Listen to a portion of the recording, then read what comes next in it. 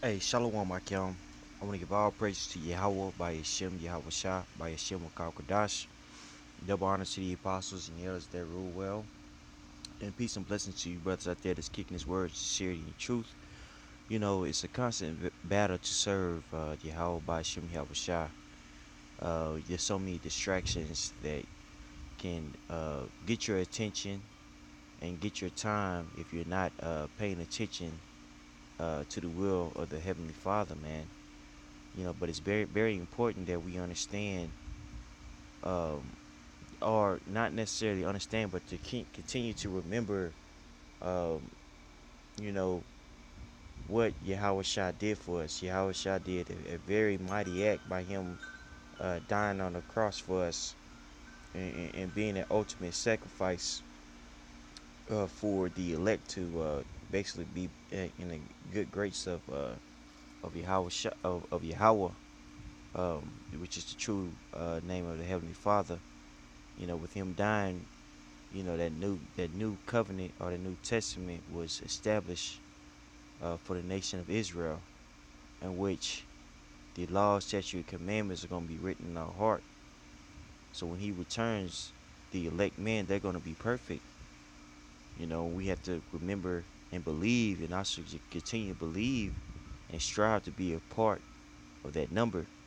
You know, So when we serve one another, or when we go out there in the highways and byways and cast that net, we shouldn't do it, you know, as if it's a burden or do it grudgingly. We should do it willingly, because we know we have a beautiful promise that's coming to us. This is Hebrews 12 and 1. Wherefore, seeing we also are compassed about with so great a cloud of witnesses, let us lay aside every weight and the sin which doth so easily beset us, and let us run with patience in the race that is set before us. That's right. So we have to be long suffering in this thing and be patient. When we go through trials and tribulations. And also, more importantly, we're waiting for the prophecies to unfold. You know, Most High doesn't work on our time. 1,000 years is to is one day for the Heavenly Father. You know, so though it tarry, wait for it. A lot of times, you're hoping that this thing, be over soon. But we have to remember that the Lord is working on His time and His way. And not what we deem is right. Or deem is expedient. Looking unto Yahweh Shai, the author and finisher of our faith, who for the joy that was set before him endured the cross, despising the shame, and is set down at the right hand on the throne of the Most High. For consider him that endured such contradictions of sinners against himself, lest ye be weary and faint in your minds. That's right. So when we see people coming up against us, we can't allow, you know, them, the incredulity of the unbelievers, which means the unbelief of the of these people in the world, you know, make us faint, faint-hearted. We have to understand that guys like vocab alone is supposed to come up against us. Guys like Jesus the Word supposed to come up against us, and also our own people. You got guys like G Conscious, if I'm saying his name correctly, Cherry Love, and things of that nature. They're supposed to come up against us, man. We are supposed to make our forehead hard against their foreheads. We have to remember that we are in a battle, you see. But it's important for us to choose sides. If we say that Yahweh by Shem Yahushua is true, then we have to understand that we have to endure and we have to serve Him through trials and tribulations, man. You see. Now this is First Peter's 5 and excuse me, 5 and 2. Feed the flock of the Most High, which is among you, taking the oversight thereof, not by constraint, but willingly, neither for filthy lucre, but of readiness of mind, I want to look up that word constraint in this chapter. Let's see here. Constraint. That word constraint. Uh, it says and and nas castos by force or constraint. That's right. You shouldn't have to serve. Nobody should make you serve the Heavenly Father. You see, you should do this willingly. You see, why is that? Because you know the end thing. You know, and more importantly, this should resonate in your spirit. You should know that this is right. You see, this thing of ours is bigger than what we perceive or our emotions, man, or even our lives. You know what we doing is going to change the entire world. You know, and if you're in that right spirit, man, you should want to be a part of that change. You see, this thing shouldn't be viewed as a chore. More like, but it should be viewed as an obligation. It should be viewed as something that you want to do, man. You know, the truth requires us to be very positive. You know, faith is very important, man. That's the shield that keeps us from doubt and all these other things that could possibly happen to us, man. These scoffers and the fire trials, the devil sends our way.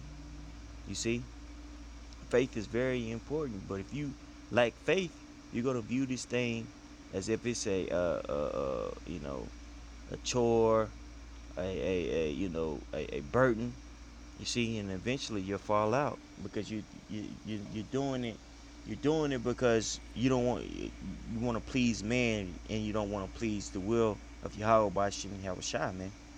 You see, but know this, the Most High is going to judge those who once tasted this knowledge and went back into the world, man. You see, hold on, brothers. Let me put this on mute. Just like it, brothers. Now this is 1 Corinthians 9:16.